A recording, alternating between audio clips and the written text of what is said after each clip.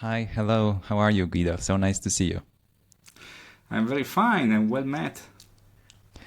Well, I'm a big fan of your book, and I came across your book because of William Green, who wrote Richer, Wiser, Happier. He has a podcast with the same name, and he's a good friend. We got to see each other at this year's Value X, Guy Spears Value X, and he mentioned your book, and I picked it up. I got intrigued for many reasons. As you know by now, I manage money for wealthy individuals, families, and I notice how stories rhyme throughout history, and I'm a big student of history.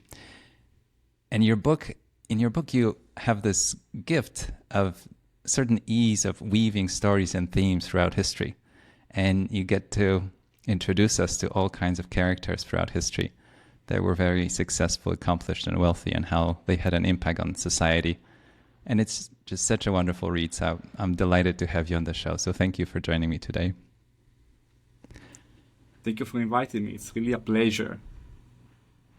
I want to jump right in, and I'll ask about the book in a second, but I want to hear more about the early days, your childhood upbringing. What was it like, and how do you think that time inspired you and led you to the career path that you're on today? Would you indulge me? Yes, of course. So I grew up in northwestern Italy in a region which is called Piedmont, which is very beautiful, very it still has like a nice environment. I come from a pretty scenic area close to the Alps. In some sense, I come from a provincial area, but one which also has strong cultural traditions and strong cultural institutions. So I never felt like cut off from the rest of the world or from the rest of Italy. Um, my family when I was a kid was really a very normal family, and I think this kind of gave me some values. I am careful with money, if you want. I am surely much more of a saver than a spender, and this kind of remained with me. But when I was a teenager, my father uh, became his own entrepreneur. Basically, he had his own activity, and our economic conditions started to improve also, so we could afford more. And then I moved to the big city for the university. I went to study economics in Milan in a program in economics and social sciences, actually, which I think was very engaging and very stimulating intellectually. And that's where I decided that I was actually interested in making research my own job.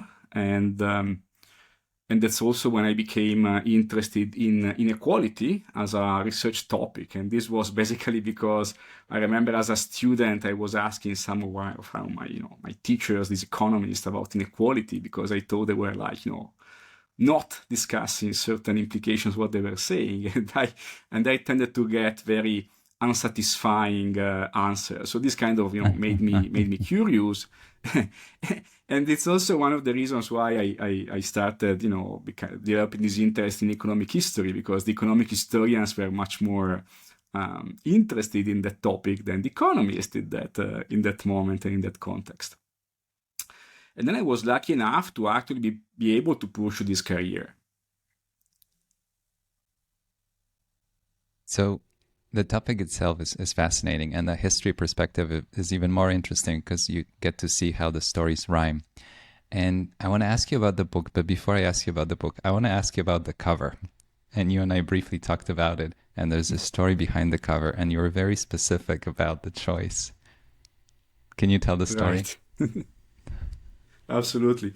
Well, first of all, the cover is a painting by Rembrandt, dated 1636, and that's a Polish nobleman. So Mm-hmm.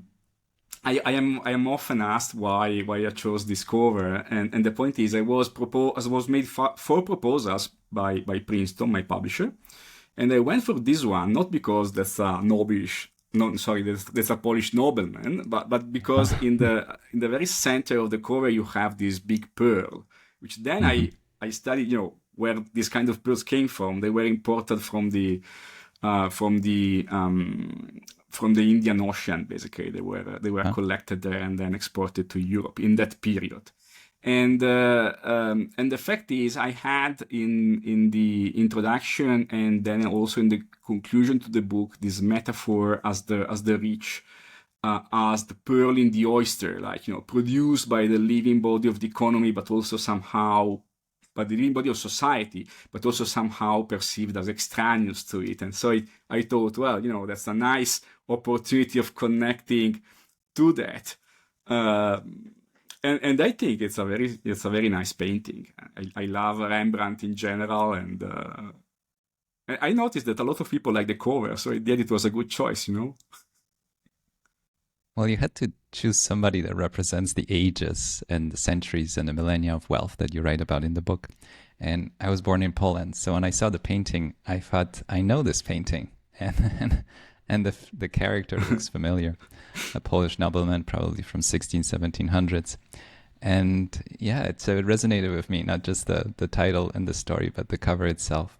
The title is As Gods Among Men, A History of the Rich in the West. And I've read many books about the rich throughout history, and I find them fascinating, both biographies and the studies like yours. But yours is different. You kind of took a different angle. Can you talk about that? You bring it up in the book, how it's a different story of the rich throughout history. Tell us why. Right. Yes, because in the end, the something which I realized by chance when I was writing, an article which was more about the estimates of the top wealth shares across history and these things. And for that article, I was looking for some context information to make it less dry, and that's when I realized that there was basically no proper scientific studies of the rich as a category defined only by wealth. There are a lot of books about about rich individuals or Right. wealthy dynasties, but basically no proper social science attempt at focusing on who the rich were, especially across time, because I also wanted to take a very long time perspective, and also no systematic attempt at studying the rich and all the different angles which I think are relevant to our understanding of their role in society also, right? So how they became wealthy, but also the social role they played and how they were perceived by society. And again, I stumbled. I come to this topic from my general interest in inequality, but it was really a surprise to realize that there was no such attempt, before this one. And so yes, I think it's a bit of a different angle compared to what others have done. I think so too, a fresh perspective. So I have to ask you, wealth, money, being rich, it means different things. And can you talk about that over the ages, how the concept, the definition has evolved, and even the components of what we consider wealth has changed? You talk about it all around the book, which I found interesting. You add a whole dimension to it, what it means to be wealthy. Yes. Of course, every society defines wealth in a different way. Let's say that in the European Western tradition, we tend to think that wealth is basically material wealth. So we tend to agree that with problems, of course, we can define it as aiming a high net worth, if you want. But then, if we really look at the long run, and if we look at different societies, we have, for example, the problem of understanding that if we look at the kind of consumption that rich people in the Roman Empire could have, that's very different from the kind of consumption that rich people today could have. There is a nice example made by Branko Milanovic that says, okay, if we look at what Caesar could afford in Rome, to get something similar to what you can get, simply to be able to read throughout the night and to listen to music for an entire day, he would have needed hundreds of servants or slaves to work for him. Right. So this also matters, because then the point is, are we all rich compared to Caesar or compared to Marcus Licinius Crassus, which was the richest Roman in this period, simply because we can we can use a computer, or we can take a flight to the other corner of the world, and these people couldn't have. And of course, the answer is no, because every society has its own wealthy individuals and its own poor individuals. And so the point is that wealth has to be defined somehow based on the opportunities and also the technological characteristics of the society. And this is also why, what constitutes the main components of wealth change across time. You start out in the classical age, and then in the early modern period with real estate being the main item of wealth, land and buildings basically, and then you move until today to a situation in which, as you know very well, financial assets have become a relatively more important component of wealth. They have always been there, but in terms of the relative composition of large patrimonies, they clearly are more important today than they were a few centuries ago. And that's also the tendency which is continuing now, no? It's fascinating what you mentioned, and as you know, I work with wealthy individuals, families, and in many cases multi-generational wealth. And I've worked over the years with families whose initial capital dates back 100 to 100 years. And then it's fascinating to see what it meant to remain wealthy over a long period of time, and how that wealth as such continued to reinvent itself in a way, from land to certain enterprises to other businesses, and on and on. And it continues. Even the businesses we see today will not last forever. So it's capital wealth has its life of its own. But you touch on something fascinating, and I think Buffett brings it up, how John D. Rockefeller, who I think died in the 30s, in the 1930s or so, he had an elevator, I think, in his last home. But a lot of the things that we take for granted today, including having music in your pocket and a powerful communication and entertainment device in your hand, these are the things that would be completely unavailable to even the richest people 100, 150 years ago. So we can laugh, entertain ourselves, even look up that Rembrandt's painting on our little phone and enjoy it without ever traveling to London. I think that's where it is, to go see it in person, something that would be completely unheard of and impossible to even Andrew Carnegie, unless he rents a steamship and goes to Europe to see it. So it's fascinating to see it from that perspective. You mentioned a story in your book, which is a Kula ritual, if I pronounce it correctly, and it happens in the islands of Melanesia. Can you talk about it? Yes. It made me think of inheritance and stewardship. Can you tell this story? Right. Yeah, of course. So this is one example I make in order to point out at how difficult it is to define what is wealth and who is to be considered rich, right? And again, there is, of course, this is something which is shaped by culture. Then in my book, I focus on Western culture precisely because I argue there is something which is specific to a given tradition, and that allows me to look deeper. But this is really meant to showcase a very different context. So the Kula is a ritualistic exchange system in the Trobriand Islands in Melanesia, which is basically a ring of islands. Mm-hmm. And it's a system of exchange of items made out with seashells. So you have necklaces made with red shells which move clockwise along this ring of islands. And on the other direction, so counterclockwise, you have white shell armbands. Uh-huh. And the point is, the intrinsic value of these items, so the actual cost you have to incur in getting the shells, is limited. But the point is, these items have their own story, right? So they carry prestige to those who hold them. But those who have them in a given moment can't keep them because the purpose is to exchange them. So, they have to exchange them and they will get new ones continuously. So the point is, are these items valuable as the intrinsic value is very low?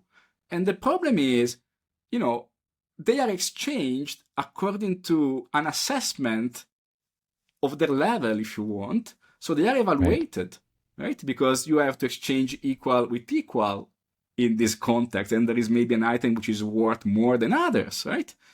And so one possible answer to the question, do they have a value, is simply, they have because they are evaluated. But then there is also something more. They bring prestige to those who carry them. And the point is, this ritualistic exchange doesn't happen in a way which is entirely independent from more traditional economic exchange. Because the same canons which carry, the people having these items will also transport the goods they want to trade.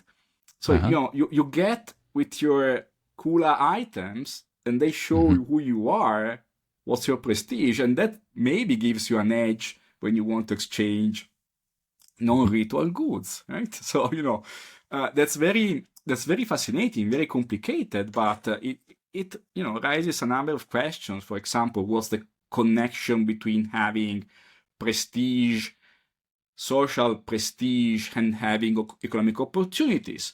There is also another little problem. It's not like the population of the Trobriand has equal access to these items. They are very concentrated in few hands, right? So again, what's the connection between concentration of prestige and maybe political power and economic opportunities? And the point is, this is a kind of a general question, but to answer that, you have to take into account the kind of society you're working with, right? So you could ask the same question for today or for the 19th century again in the West, and the question would be the same. Of course, the answer would be different because we are not exchanging necklaces, but maybe, stock in the That's what I was thinking. In stock markets. So, yeah. Isn't it fascinating that societies around the world organized some sort of form of economic exchange and store of value and store of symbolic value as well, and you replace the shells with a dollar bill or a euro bill, or with gold bars or gold coins, and even stock certificates that are virtual these days. They're not paper. But all those things have perceived value. And, as investors, we're trying to figure out how much they're really worth and what they can produce to us. But it's a very complex system of trust and belief that allows us to function. And yes, somehow over time and throughout history, some people get to accumulate more of those tokens than the other ones. And that has some impact on them and the society they live in that you describe in your book. I want to ask you about the idea of getting rich, and I want to be playful about it. There's so many books about getting rich, and they're kind of about today and now, all kinds of ideas. But then you can look at history, and in your book, you show the actual paths that people took to riches, all the way from the conquest of the UK, today's UK, and people conquering new lands and getting land, all the way to more entrepreneurial and trade-driven wealth. But the one thing that I saw in common across all those ages is what we call today entrepreneurship. Basically, that's what it is. You go out and you kind of create or take something from somewhere and build on it. Can you talk about those paths to riches throughout history? What are some of the most common ones? Maybe some ideas for the future as well. Yes, absolutely. Well, in the book, I focus on, I disentangle and focus three main paths to riches, which are, of course, I do this having in mind the long run. So I focus on the path of nobility, which also allows me to focus on the issue of inheritance, because, beyond the first generation, like, the guys you mentioned, the Normans who conquer England, so it's the kind of first generation rich, but then their titles and their lands are passed on through inheritance. Then I focus on entrepreneurship.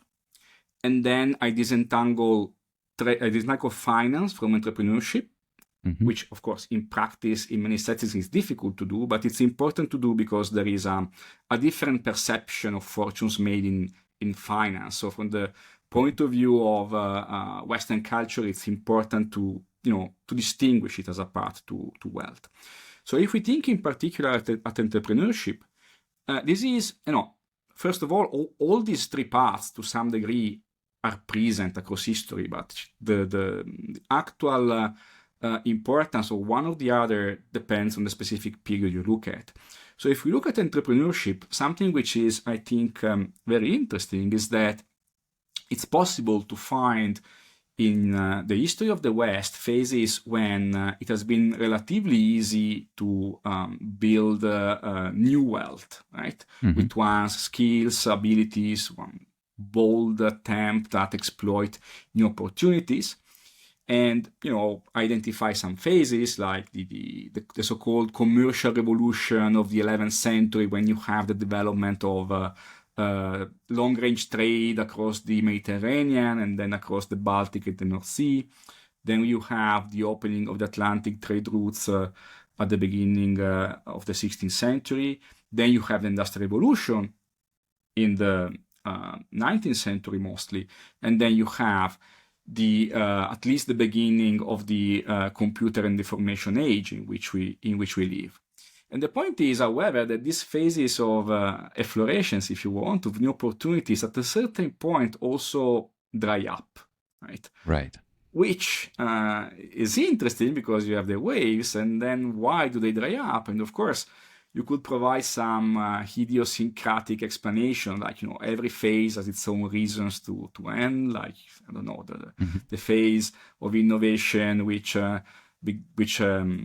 characterizes the second industrial revolution, maybe ends because of the world wars. But there is also something more, which I point out in the book, and that's the problem of how. Again, there is a difference between the first generations and the generations that follow. You have that new wealth always become, well, not always, because somebody loses it, right? Tends to become old wealth.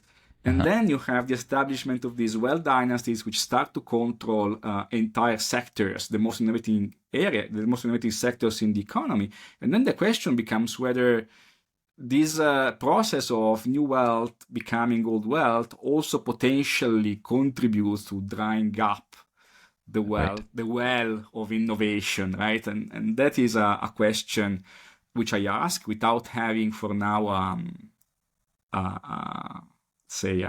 an exact answer, but it's also something which maybe is interesting to think about for today, because we might actually be observing this process in this period.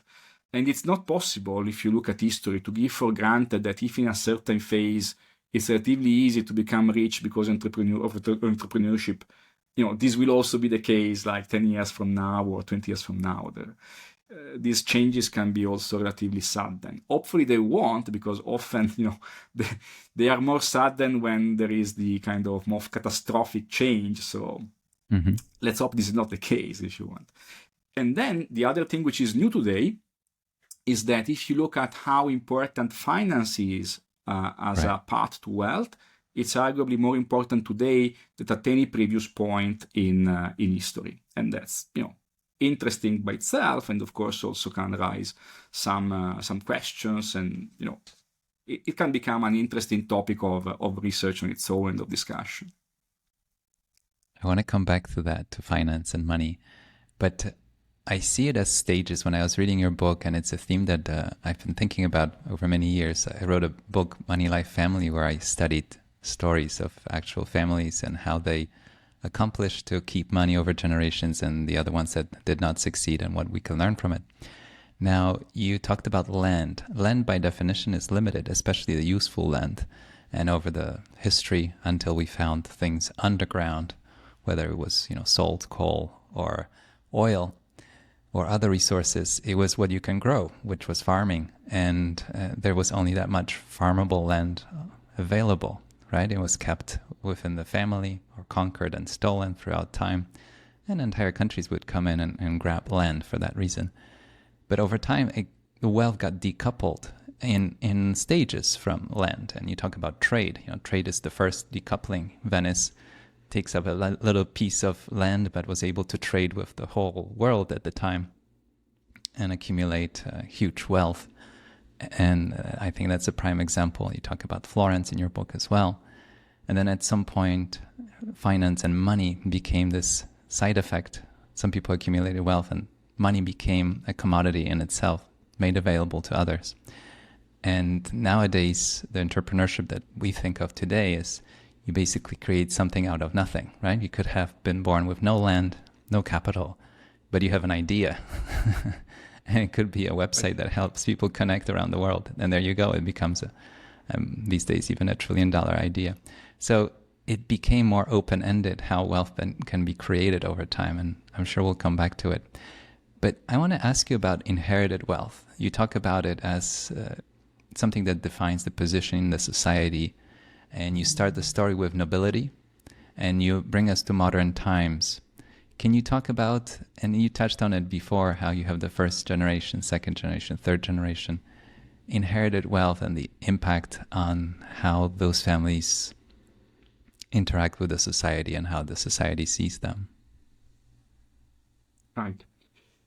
Yes, the problem with inherited wealth is, well, first of all, from the point of view of how important what you inherit is in defining how wealthy you will be in your life, this is also something which is becoming more important. So there is this decline in the importance of inherited wealth over total wealth from the beginning of the 20th century, and then from the 1960s, from the 1970s on, inherited wealth has tended to become again more important, and this process is continuing to this day.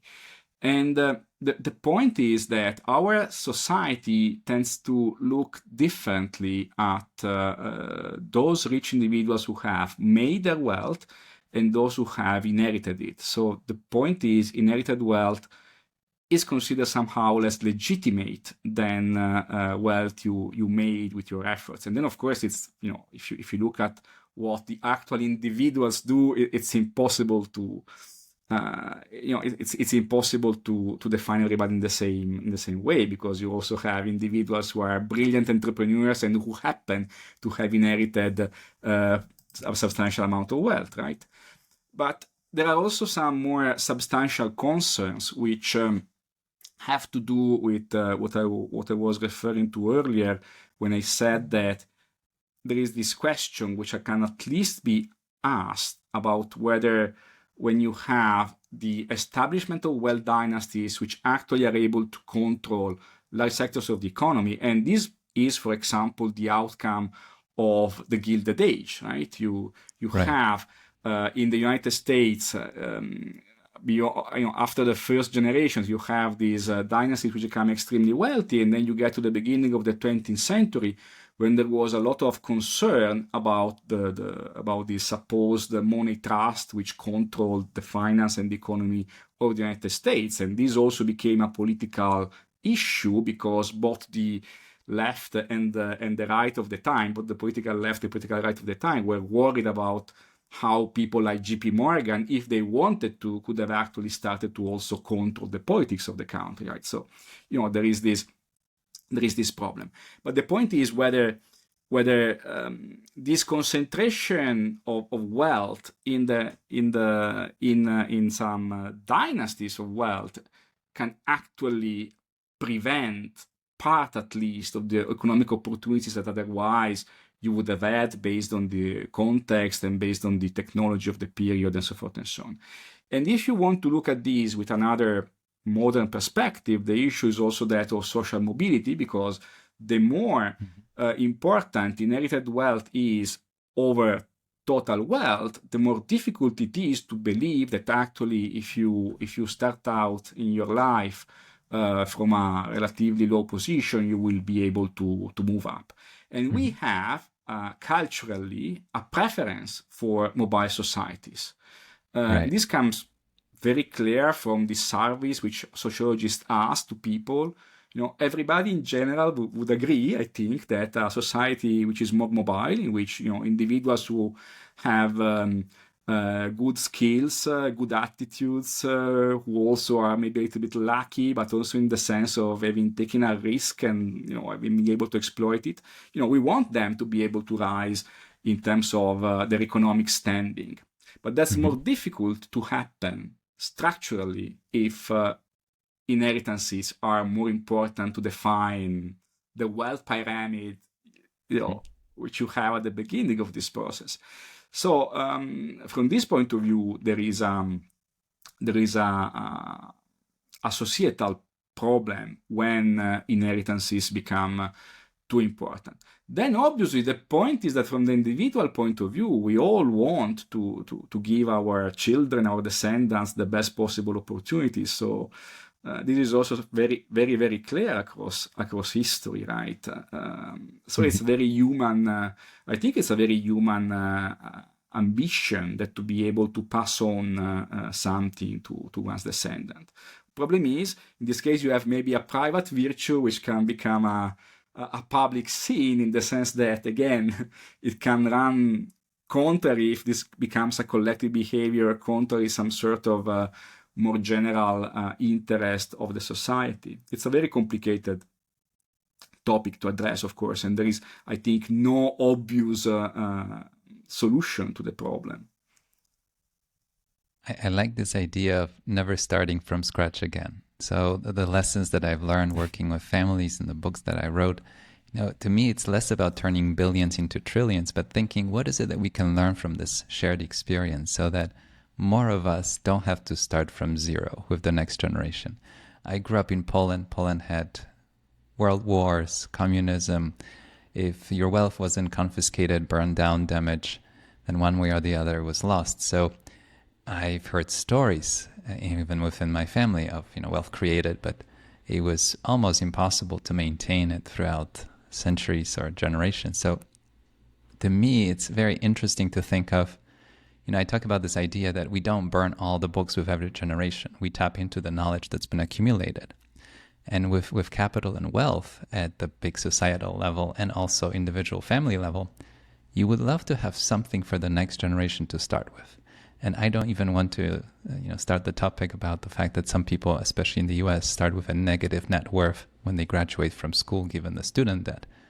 But to have something to start with, I think it allows for options, choices, freedom in terms of how you're going to start your life. So it doesn't have to be $1 billion, but something that can get you started on the path. So that's how I look at it. The second thing immediately I was thinking about when you brought up inherited wealth. So the wealth was created usually in one business and so on, and eventually becomes a collection of businesses and a portfolio of investments. But the families that inherited wealth need a new wave of wealth being created with the next generation, not always themselves within the family, but they need part of society to be very entrepreneurial, so they have opportunities with their inherited capital to put that capital to work into new businesses, new industries, new ideas. And usually those are created by people that very likely started with nothing. So in a peculiar way, you were talking about the pearl and the oyster. But for the system to continue and the wealth even to continue to the next generation, the railroad fortunes would not have survived, and many of them haven't, unless they were put into other industries and on and on and on. Even Berkshire Hathaway, that a lot of people know, the textile industry that it was in initially when Buffett took it over, the business got invested in other industries all the way to technology today. So you kind of need the two sides, inherited wealth that provides capital, and then the new ideas and the fresh wave of entrepreneurship that allows that capital to perpetuate. I think it's a peculiar coexistence of the two. I don't know if you have thoughts, but that's what I was thinking about reading your book. No, I kind of agree. You need capital, and that's the issue, that's the problem of the original concentration of capital. So you have to need some reserves of capital which are concentrated in the hands, for example, of wealthy individuals to be ready to be invested in the new opportunities. That's something which is clear. The problem is also, however, that if you look at this historically, capital has always been relatively abundant. As you were saying before, land was the problem in a pre-industrial society. And there is a reason why the classical economists were distinguishing three factors of production. So labor, capital, and land, not two as the neoclassical economists do to this day, right? And they argued that what was really scarce was land, because the amount of land can't be expanded infinitely. There is a geographic constraint. So the point is, some concentration of capital, some accumulation of capital is needed to have economic development, and I would agree with that. But beyond a certain limit, it's no longer needed. And arguably, again, if you accept, at least as a hypothesis, my argument about how an excessive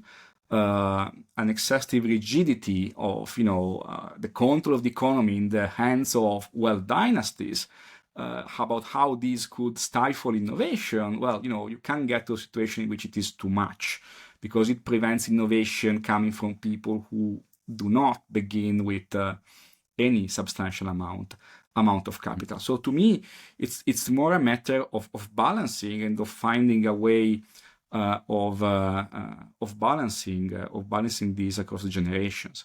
Then let me tell you something more about inheritances, and it is this. I entirely agree that the point is we want our children to start out with something, and there is also a general interest in having the new generation starting out with something.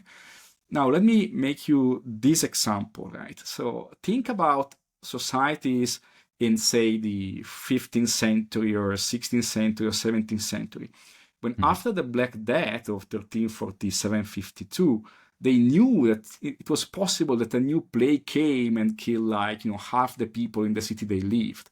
So the point is, these people knew very well that they couldn't do anything to ensure that their descendants would have survived, right? So what they could ensure was the survival of their patrimony. And there is this juridical saying, familia id est substantia in Latin, which means the family is the patrimony. So that's why they were actually trying to protect the patrimony across the generations. And basically they did this by making it impossible, for it to become fragmented because of inheritances, even impossible to sell it because they weren't trusting their descendants to be, oculated with how they were using their money. So they were kind of protecting the patrimonies because they wanted to protect the family, and they couldn't protect the individual members of the family because it was. So I think it's a very human feeling. This one wants to endow the descendants with something, right? Because we want to ensure that they will have the best opportunities in life. The problem again is only when these from these individual attitudes a collective problem arises, and that's when there might be space for some sort of regulation of society, right? But from the point of view of individual aspirations, I think it's very human, if you want, and in some contexts it's also very rational, right? All those who made the experience of losing everything want to avoid that from happening again. And the experience of Europe in the first half of the 20th century surely shaped generations of people from that point of view. Very much so. Reading your book and thinking of the research studies I've done over the years, I think of wealthy families in general as an exception to the rule. The fact that the wealth lasts multiple generations, it's more of an exception. And I'm always curious to study what happened. How was it possible? And I brought up Poland, big parts of the world that have had a hard time preserving wealth. Poland had a beautiful run the last 3 decades in post-communism, and I think it changed more than at any other period in time, and I'm very impressed. But then I think of, you said Gilded Age. U.S. at the time, it was after the Civil War, no conflict on its own territory, no experiments with communism, no invasions of any kind, and no big plans of confiscation of wealth from the government. Obviously, taxation went up and down throughout time. But still, those families that you mentioned, the Gilded Age families, they're not among the richest today. And obviously, there was innovation and change and all that. I get it. But I think you would agree that a lot of the trouble came from within, which is, overspending and poor investment choices and inflated lifestyle. I think you write something in the book how sometimes the rich lifestyle is too expensive even for the rich. And I think that's a real challenge that people spend money. So it's fascinating that nature, I think the big point is that nature, if you could look at it that way, has a way of bringing things back to the average. So the exceptional wealth that was created, somehow it gets reabsorbed one way or the other. And it's very hard to maintain it over longer than a few generations. You bring up the shirt sleeve to shirt sleeve in 3 generations proverb in your book, which is translated into all the languages in the world apparently. And it's a shared phenomenon for everybody out there. Like keeping wealth, even if it's a good context, good country, good political system, keeping that wealth over more than a few generations is a challenge. So I don't know if you have thoughts about it, but it seems like it's a matter of time when even the biggest wealth gets somehow reabsorbed. Yeah, although, well, in the 20th century, a very important role was also played. I mean, especially if you think about the American context and some other Western countries, but the beginning of the 20th century is also when there is a direct attempt by governments to break down certain concentration of influence over the economy. That's all the antitrust legislation in the United States goes into this direction. And then there is also a phase during which wealth is made relatively uninheritable by means of historically very high taxation on estates and inheritances, right? Mm-hmm. So in that phase, there are like 40 years during which that also played a big role. And on top of that, we have all the damage caused by the wars and the interwar period in terms of, destruction of financial capital because of hyperinflation or physical destruction of wealth in many areas of Europe and so forth and so on. But otherwise, of course, there is a tendency for at least some of these wealthy dynasties to kind of, disappear.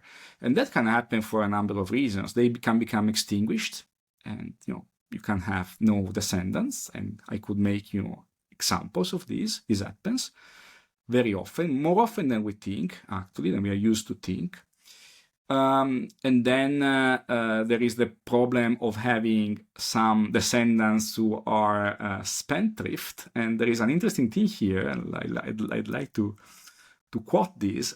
This is from the famous Italian poet Dante, maybe the greatest poet of Italy, who is in Divine Comedy, is punishing together in hell the hoarders and the spenders, right? So it's like, it's difficult to decide what's the worst seed, right?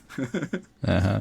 But, if you look at these dynasties, sometimes, if you look how they refer to some of their members, it's quite clear that from the point of view of a wealthy dynasty, the worst sin is that of spending too much, not that of hoarding, of course, for the reasons which were discussed. Because, if you hoard, you will, automatically pass on something.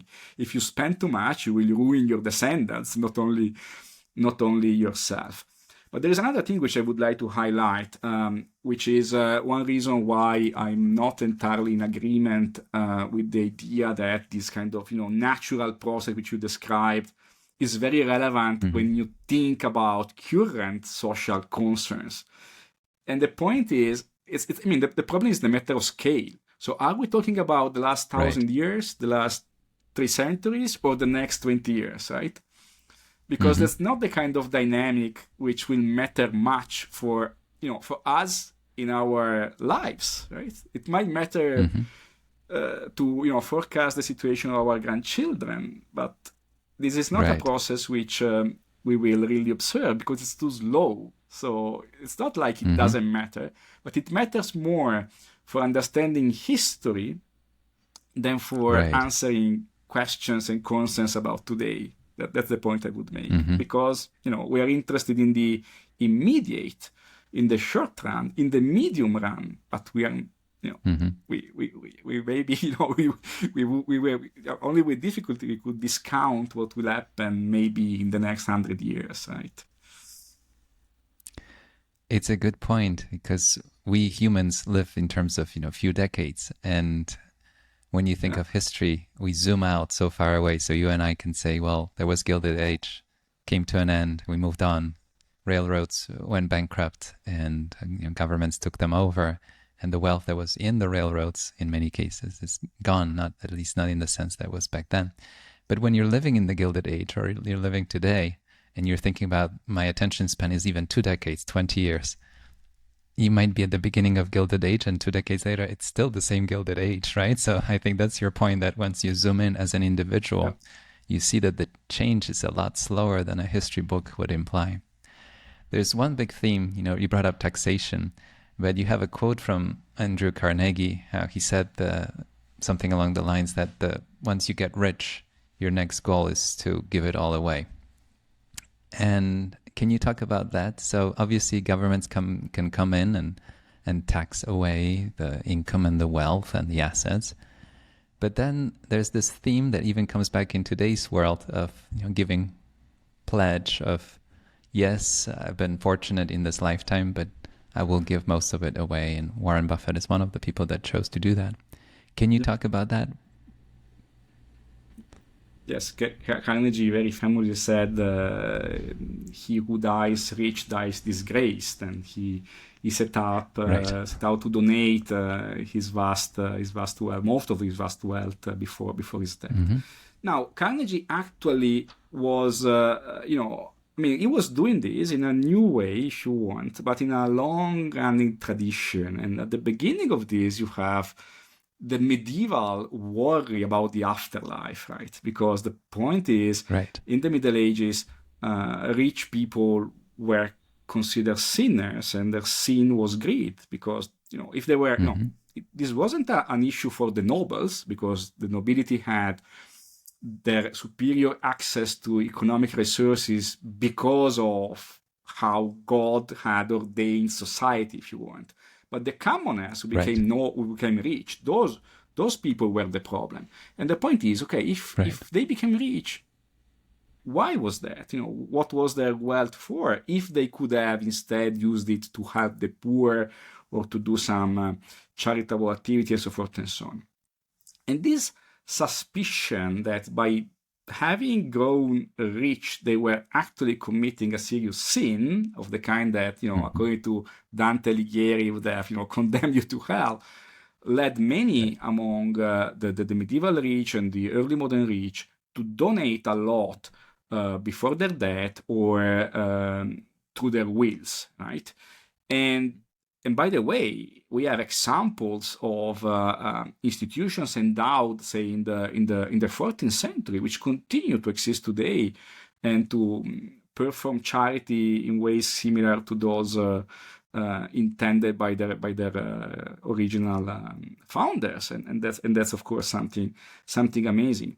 But the point is, there was this worry that having accumulated something very substantial, you had somehow committed a sin, and then in order to ensure your spiritual salvation, you had to make amend, and that meant basically making charity in the final parts of one life. So this is different today, of course. This is not how Carnegie was looking at this. This is not how the people who subscribed the giving pledge look at this, but it's still the same kind of cultural tradition. Like, you rise to great wealth, to super wealth, but then you give back most, or at least a very substantial part of the wealth through, the endowment of institutions or the funding of causes which are relevant for society, right? Of benefit to society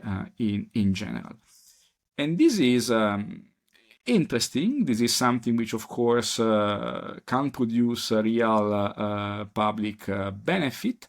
I think that the actual problem here is only that, and this is a point I make in the book also, this can't be seen as a substitute for taxation. This is something different, right? It's not like you can argue for, lower taxation on the super rich because then the super rich will make more charity. Because it's not the same thing, right? That leads to a number of possible issues regarding how society is organized. But if we get rid of that, I think it's a potentially very positive behavior on the part of the super rich. We have to be careful about one thing, however. It's not necessarily something that we have to always understand as generosity or philanthropy pure and simple, because there is also maybe something you can get in exchange if you endow institutions, and that's again the issue of prestige and influence, including political influence or even just cultural influence you get in exchange. Again, this is not necessarily something bad per se, but it's something that we have to be aware of. And in the past, it was much clearer to our ancestors that people like, I don't know, Cosimo de' Medici, say in 15th century Florence, when he was, this guy established the first public library in Europe, the Medici Library, right? So, and he endowed many charitable institutions, monasteries, and so forth and so on. But it was clear to everybody that he was doing this because he was making kind of a claim to have a right to lead politically his city in this way. Right. So this was called magnificence in that moment. But magnificence means doing great deeds, for the collectivity. But it's not munificence, which means doing gifts. So magnificence is not generosity. That's the problem. We tend to use words like giving, philanthropy, and there might be something which we hide behind these words. At least in some cases, there is a serious concern about this. So this is something we have to be aware of, and this is also something that we need to take into account when we look at, again, at the mix of taxation versus accumulation and then giving that we want to have in society. I think that the real issue is to try and strike the good balance between all these different features, I would say. I lived half of my life in Europe and half of my life in the US, and I can tell that both continents have a different take on both what charity, philanthropy means, and government taxation. And I think the role of giving and the role of the government that steps in and also gives, evens out what the perceived right balance is. So I think there are many ways to go about it, and it's fascinating to see how that has evolved over time and what we can learn from it and what we can practice in the future. But yeah, it's a wonderful conversation. I want to ask you about the role of women. And I wrote an article years ago about the role of women in keeping and growing family wealth. And I really smiled and when I saw in your book how you bring up the topic of women, how throughout history women held the majority of financial assets at times. And you also touch on the stock market, how the appearance of a joint stock company and a shareholder counted in thousands instead of very private, small operations open up the business to and opportunities to women. Can you talk about the two topics, the fact that women played such a big role and this joint stock market world open up the world to women and more people in general, not just the, let's say, the cliquey elite group that had the capital initially? Yes. So yes, this is actually fascinating, and this is one of the features of the role played by finance in history, which is often forgotten. The problem, of course, is the fact that it's first and foremost in the fact that women were not recognized juridically the same ability to act in the economy as men. So, this is born out of gender-based discrimination, of course. And the problem is, compared to other sectors of the economy, the women were much freer to act in finance than in trade, right? And in many cases, these women were widows with underage children who were basically inheriting the asset of the family, or were managing the asset of the family in the interest of their children. Often they needed to have intermediaries like the notaries in the early modern period to act, but still they quite clearly, when we can observe how they act, they were perfectly able to operate in an accurate way and to get very good profits. And, in many settings, their share of invested capital is in between 20 to 30%. So still, less than what men put into the business, but very, very substantial.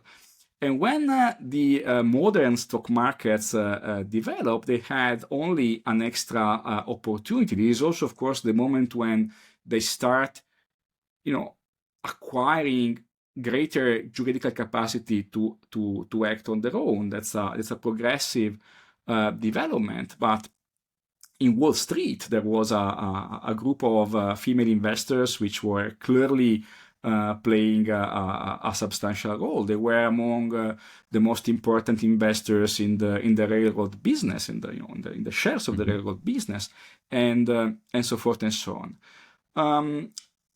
And the problem, however, historically is also that, given that they were able to inherit financial capital, they also could become prey. And if I can, I will tell you a little story about a very striking woman, a Portuguese woman from the 16th century, Gracia Nasi,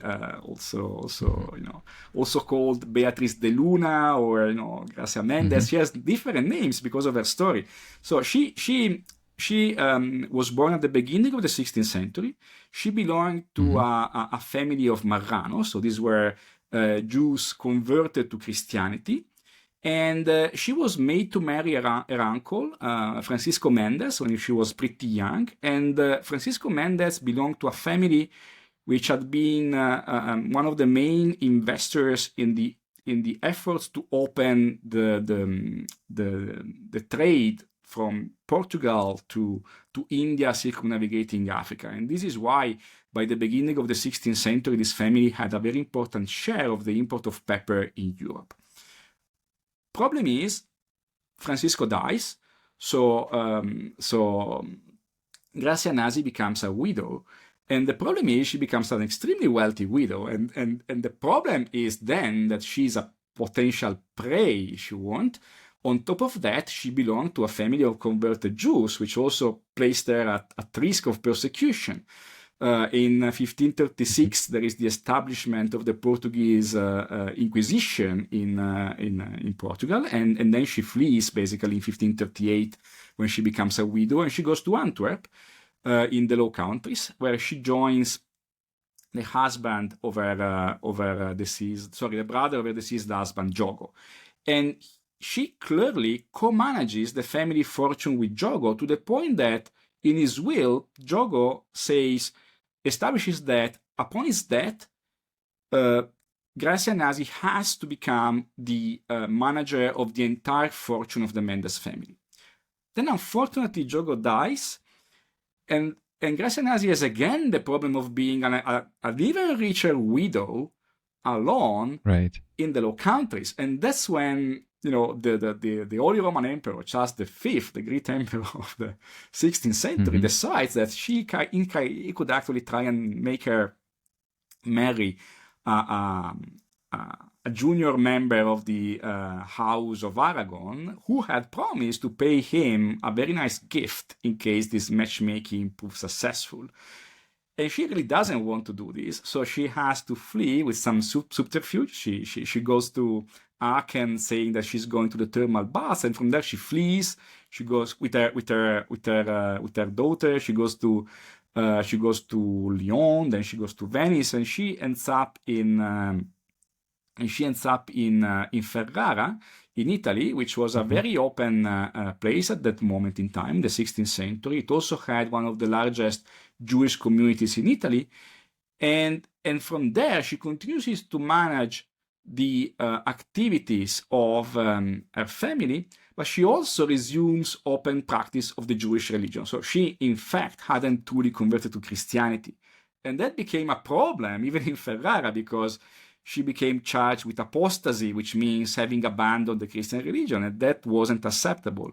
So she flees in 1553 to Constantinople, where she starts to cooperate with the Sultan there. And Constantinople in that moment was the most open of all European cities in the end. And she also uses the connections and the money of her family to help persecuted Jewish people escape persecution from across Europe. She could actually use her resources to act across the continent. And this is a very striking example because first it demonstrates, it's a perfect case of a extremely capable woman who were mastering all the skills needed to operate in high finance in the early modern time. But this is also a perfect example of the kind of dangers that a rich woman who wasn't, covered or protected by a husband or by a father experienced in a context in which, of course, there was nothing like parity in treatment between the sexes. That's obvious. But this is again an early example of how women played a very important role in this area. Often the problem we have is that the economic activities of women tend to be hidden by the sources. They do not appear because we get information about what their husband usually does. Although we know in many settings that they were actually helping very directly with the management of these big, these early, if you want, multinational companies which existed in finance, but even more importantly in trade from the late Middle Ages on.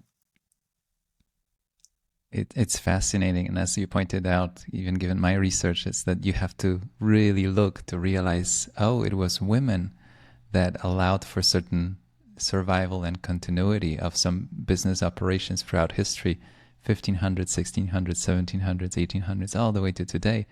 And nowadays we talk about it more, but in history books, you really have to make an effort to see who was really in charge. And there are documents, and the Rothschild family actually put it in some documents, how it was the mother that was supposed to be making decisions when the father was no longer around, and their families in the steel industry in France and Alsace, in Germany, Alsace.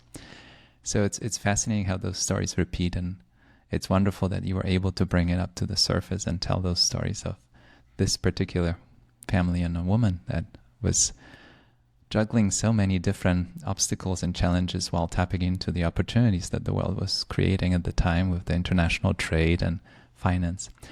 I want to ask you about making money with money, and you bring it up in the book a couple of times. So when you look around, land means something different today, and even entrepreneurial opportunities mean something different today. But the idea of, you call it being the shrewd management of money, has always offered great opportunities for personal enrichment. That really stayed the same for a couple of millennia now, one way or the other. Can you talk about that? Isn't it fascinating how that hasn't really changed? Obviously, we use laptops and software, but not bags of gold coins these days. But the ideas, the principles are very much the same.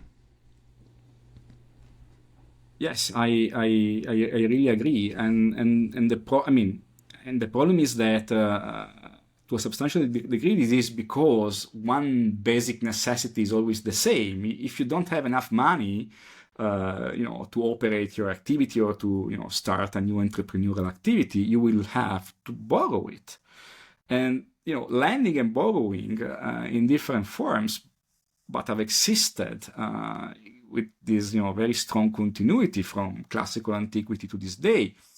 They were lending for an interest was really frowned upon in the Middle Ages, because the idea was that all lending for an interest was potentially usury.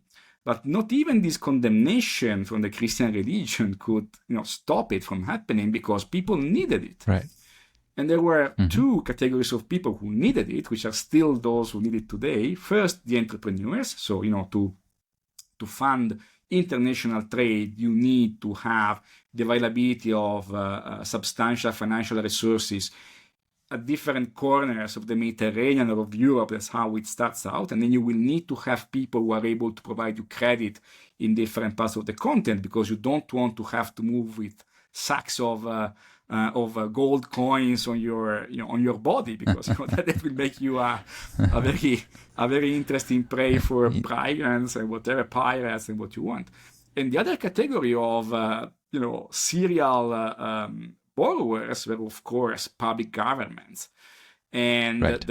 of course, the main issue historically has been to fund war and defense. So when you have a war, you have to wage the war, and you need to secure access to financial resources almost at any cost, and however you can. And then you will need people who are able to give you that money, which is why medieval theologians never won their war against lending foreign interest, because the governments, to begin with, needed that kind of service.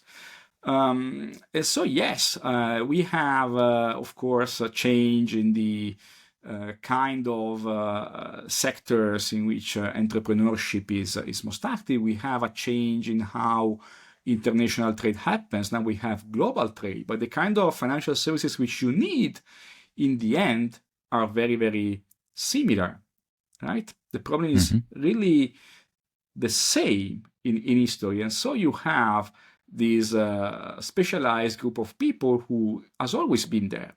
The difference today, I think that the main difference today is how sizable that group of people is.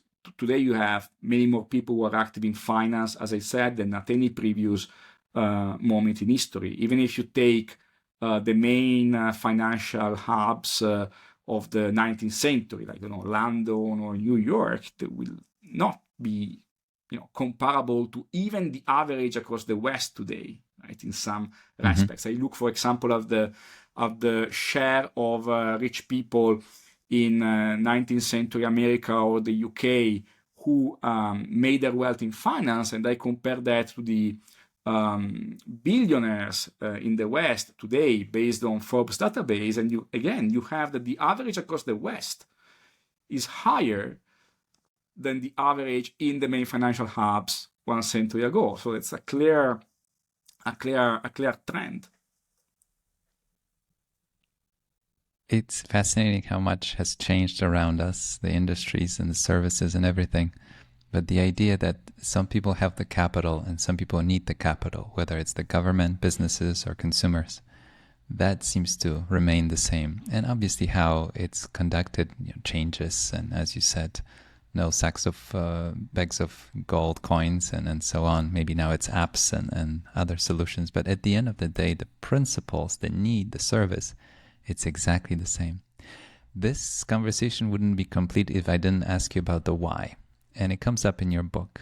We're talking about very wealthy individuals that accomplished something in their lifetime at different points in time.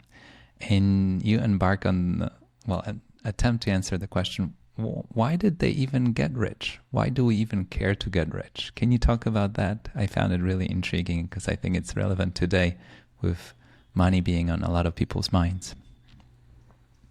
Yes. So, of course, at the individual level, especially if you start from a middling or a lower social economic group, there is the aspiration of improving one's position in life, which has to do both with getting access to a kind of consumption that it's possible, but you can't achieve without being wealthy. But also, it's kind of a nudge to try and rise in this kind of wealth pyramid. And connected to this, there is the aspiration to pass something on to the descendants, which is what we have already discussed. But then when you get at the very highest levels, there is also something different, which is what I call, the race. So the point is, it becomes like a competition to some degree, and there are also some billionaires who see this explicitly in this way. There is, for example, the case of Haroldson Hunt, who was an oil tycoon in the US of the early 20th century, and he said money in the end is just a way of keeping scores, and it's the game that matters, like, because after a certain level of wealth, you can't even expand more your consumption, because unless you really want to do what Bezos did, and go in orbit, but it's like you can already buy everything you might really desire. So there is a mix of things which is different if you look at the super rich or the ultra rich or the very rich or simply the rich. And what I think is also interesting is that this urge to pass something on to the descendancy is something that is very clear if you look at history, but it's not clear at all if you take into account economic theory, which I think is a bit faulty regarding this topic, right? The idea is, it's Modigliani and Friedman, is that in the end, if you save during your... I would say it's... Yeah, I mean, it's... So yeah.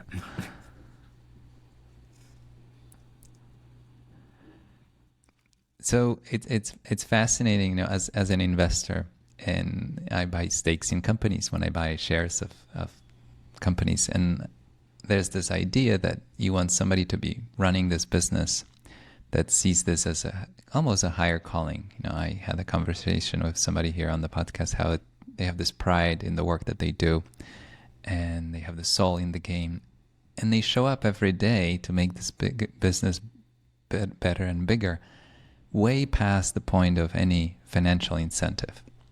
They are worth the kind of money that is even hard to imagine, impossible to spend. I'm sure there are ways to waste it away, but that's not what drives them. They show up again and again, and sometimes work really long hours because they're on a mission. And that's something that we call people like that fanatical founders, in a way, that they keep on going. And obviously you can have CEOs that get hired and have the same kind of relationship with the business. But by definition, if they're doing something bigger and better, their wealth will continue to grow. But the focus has moved away from the financial needs, the shelter and the food and the opportunities for the kids and all that. So it's fascinating to see how that exceptional wealth gets created when the focus actually moves away from the money. And it's about providing a better service or product to more people at hopefully a lower cost around the world. That's really the formula for the biggest wealth creation that we've seen in the last generation or two. And yeah, it's fascinating that the why is not really about the money at the end of the day. Before I let you go, I want to ask you about some of the dangers that could lie ahead. You've seen in your research so many stories where the wealth, yes, was created, but then it was lost. Can you talk about some of the most common paths to losing substantial wealth throughout history? They seem to rhyme as well. Yes. I think that there are two main ways to lose the wealth, the individual wealth and the family wealth. The first is to squander wealth, right? That's famous. The spenders, again, punished in hell by Dante Alighieri and so forth and so on. And then there is catastrophe, and catastrophe of the kind which can actually destroy wealth is usually war. And this is an interesting thing because during wars we have that there are new opportunities to become very wealthy, right? So you could even argue that during wars, the rich are the apex predators, right? Because they are well positioned to exploit the opportunities of war, even simply because they have the capital to fund, to provide governments to fund the war effort. But at the same time, they become historically the main praise because their wealth can't be easily hidden. And this is clear, say, in Europe during the World Wars. It's very clear in the case of Jewish persecution at the hands of the Nazi during World War II. They were actually despoiled in a very bureaucratic way, which is also why we know about this, and to some degree it was possible to revert this process, right? It was possible to give back to the families of those who survived, of course, what was left of their original patrimony. And we see this in early modern times. We see this in the case of cities when they were besieged and then conquered. They were subject to the sack. And during a sack, systematically you have that the rich have, to save their lives, but basically paying large ransoms, right? And the point is, this is something that in certain contexts can really bring to ruin. So this kind of catastrophe, war-induced. And then sometimes you have cases of financial catastrophe, which can also destroy the fortunes of entire families, which can be triggered, by different things. And in that case, maybe the kind of investments done by these families were not the most accurate or the most perfectly differentiated, and that is what exposed them to more risks. But in the end, I would say the way in which you can really see dramatic failures in protecting individual and family wealth have to do either with excessive spending, but on a really excessive scale, if you want, or certain kinds of large-scale catastrophes. I like this idea that the rich lifestyle can be too expensive even for the rich sometimes, and I think that's what happened to some of the railroad fortunes, the Vanderbilts building bigger and bigger palaces that they could not possibly maintain. And the second part of what you say, it can be taken away. So yes, the wealthy are at the top in many ways, but they're also the easiest target, especially if the wealth is connected to the location. And if there's a shift in the government or a conflict, then it can be very quickly taken away, and it's pretty easy usually to tell who has it, right? So it's happened throughout history that wealth was confiscated again and again. And in my book, Money Life Family, I mentioned the two Cuban families that both had a rum business. One family had only operations in Cuba, the other one had some international presence and trademarks outside of Cuba, and one is the Bacardi family. And they were able to continue their business past what happened to Cuba, which was the government was taken over and businesses were confiscated and so on. So it makes you think of the choice of the location, which I actually highlight in my writing, how it can be very important if you get to keep what you have. Over 20 years, it may not matter, but over 100 years, location starts to matter a lot. Thank you so much for today. It was such a wonderful conversation. I could keep you for another 5 hours because I took so many notes and questions from your book, but I think we touched on the big themes, and I highly recommend your book. It's such a wonderful read, and you have this gift for, taking the reader on this journey like a time traveler back and forth between different points in time and realizing how this is all a human experience and it happens again and again and again. The names, the context, the places change, but this will continue to happen. And I think history books are a remarkable guide to the future. Like if you're curious what will happen, other people will get rich, some other people will try to take it, and there will be ups and downs throughout history, and they will play all kinds of roles in societies, hopefully more positive than not. But that's what I took away from your book. A wonderful read, and thank you again so much for today. What a pleasure. Thank you. I loved having this conversation, so thank you again for inviting me to have this. Maybe at some point we can come back and take on the other half of the topics and questions I had in mind, but today I think we covered a lot. Thank you. Thanks again.